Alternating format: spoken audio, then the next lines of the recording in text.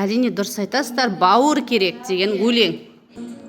Бауыр деген бір әлем ауыл бөлек, бауырласы шөлінде ауыр демек, әр бауырдың амандығын тілейік, өмірде әр адамға бауыр керек. Әрине дұрыс айтасыздар, бұл Айбек Қайбулланың менің досым. Менің досым